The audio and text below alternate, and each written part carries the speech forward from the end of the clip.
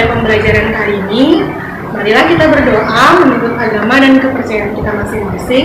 Semoga apa yang kita pelajari hari ini dapat bermanfaat bagi kita dan orang-orang di sekeliling kita. Berdoa dimulai. Berdoa selesai. Bagaimana keadaan kalian semua siswa-siswi yang hebat? Harap kalian semua dalam keadaan sehat walafiat dan tetap bersemangat dalam belajar. Dan jangan lupa selalu ikuti protokol kesehatan dengan menggunakan masker, menjaga jarak, dan selalu mencuci tangan menggunakan sabun. Sebelum pembelajaran ini kita mulai, silakan kalian mengisi daftar hadir pada link Google Form yang Ibu bagikan di deskripsi video ini. Pada pertemuan kali ini, kita akan mempelajari tentang gerak harmonis sederhana. Adapun tujuan pembelajarannya ada dua. Yang pertama, setelah kalian mempelajari materi ini, kalian diharapkan dapat menjelaskan apa itu periode dan frekuensi pada gerak harmonis sederhana.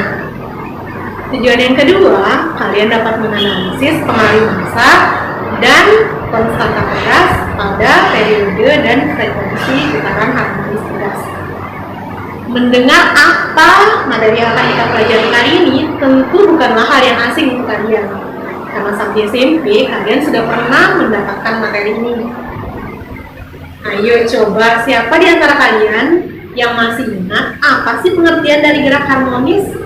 Atau apa saja contoh gerak harmonis dalam kehidupan sehari-hari?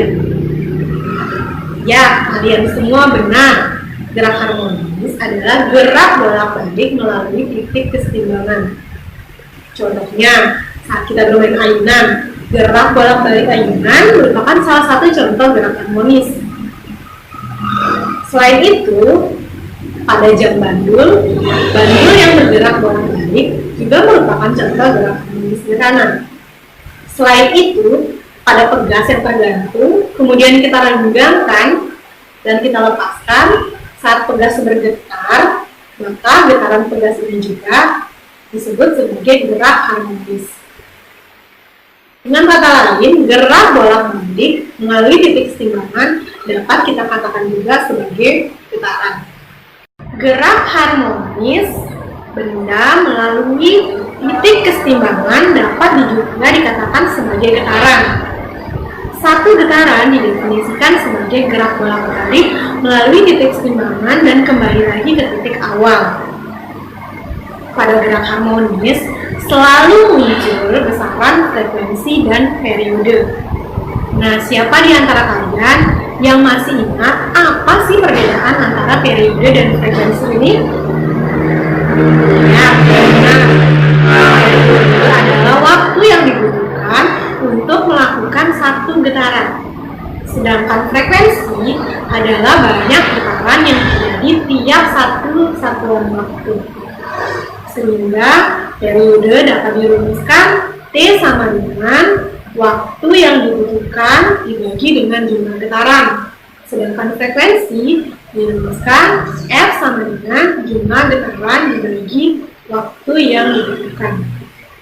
Melihat kedua rumus ini, kita dapat menyimpulkan bahwa periode memiliki hubungan berkebalikan dengan frekuensi. Kita dirumuskan T sama dengan 1/F atau M sama dengan 1/T.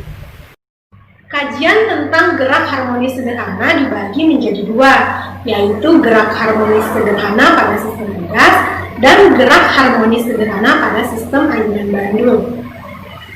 Tahukah kalian di manakah pegas dan konsep gerak harmonis sederhana ini dapat diterapkan? Pegas merupakan salah satu komponen yang bersifat elastis dan sangat berperan penting pada sistem mekanik. Contohnya, penerapan pegas dan gerak harmonis pada sistem suspensi kendaraan bermotor. Tahukah kalian apakah sistem suspensi ini?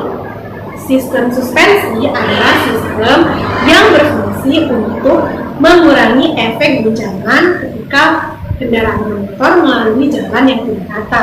Untuk memahami tentang gerak harmonis sederhana pada sistem pegas, silakan kalian saksikan simulasi berikut ini.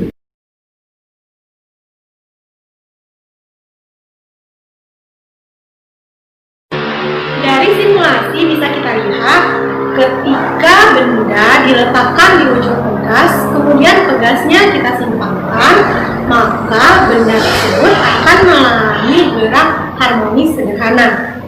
Tahukah kalian, apakah yang menyebabkan sistem pegas tersebut mengalami gerak harmonis sederhana? Hal tersebut dikarenakan pada pegas terdapat gaya pemuli yang arahnya selalu menuju ke pusat kesetimbangan atau ke titik setimbangnya. Gaya pemuli pada sistem pegas dirumuskan F sama dengan minus K kali X, di mana K adalah konstanta pegas dan X adalah simpangan pegas. Nilai minus pada rumus ini menjelaskan bahwa gaya pemuli ini selalu berlawanan arah dengan arah. Kalian bisa melihat bahwa periode dan frekuensi pegas ini sangat dipengaruhi oleh massa dan konstanta pegas. Nah, untuk dapat mengetahui pengaruh massa dan konstanta pegas pada gerak harmonis pegas ini, kalian dapat melakukan praktikum virtual melalui aplikasi PET yang linknya akan Ibu bagikan pada deskripsi video ini. Kemudian, untuk membantu kalian melakukan praktikum, kalian bisa mendownload LKPD yang Ibu bagikan pada link Google Form. Setelah kita mempelajari tentang konsep gerak harmonis sederhana dan kalian telah melakukan kegiatan praktikum, maka kita dapat menyimpulkan hal-hal sebagai berikut. Yang pertama, periode adalah waktu yang diperlukan oleh benda untuk melakukan satu getaran. Sedangkan frekuensi adalah banyak getaran yang terjadi dalam satu satuan waktu.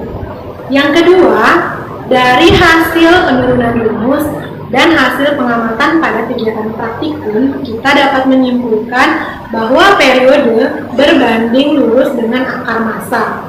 Artinya, semakin besar massa yang digantungkan pada beban, maka periode getaran akan semakin besar. Sedangkan nilai periode berbanding terbalik dengan akar konstanta pegas. Artinya, semakin besar konstanta yang digunakan, maka nilai periode pada getaran menjadi semakin kecil. Dari hasil penurunan rumus dan kegiatan praktikum yang telah kalian laksanakan, maka dapat kita simpulkan rumus periode T sama dengan 2pi akar M per K, dan rumus frekuensi F sama dengan 1/2pi akar K per M. Demikian pembelajaran kita kali ini. Semoga kalian dapat memahami materi tentang gerak harmonis sederhana dengan baik. Nah, untuk menambah pemahaman kalian harus sering berlatih di rumah. Ya, demikian dari saya. Wassalamualaikum warahmatullahi wabarakatuh. Tetap semangat siswa-siswa Ibu yang hebat.